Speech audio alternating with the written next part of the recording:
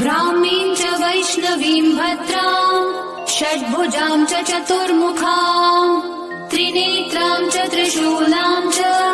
पद्मचक्रगदाधरां पीताम्बरधरां देवीं नानालङ्कारभूषितां तेजःपुञ्जधरां श्रेष्ठां ध्यायेत् बालकुमारिकाम् ओङ्कारलक्ष्मीरूपेण विष्णोर्हृदयमव्ययम् विष्णुमानन्दमध्यस्थम्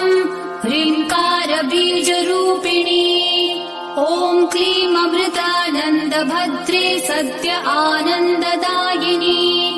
ॐ श्रीं दैत्यभक्षरदां शक्तिमालिनि शत्रुमर्दिनी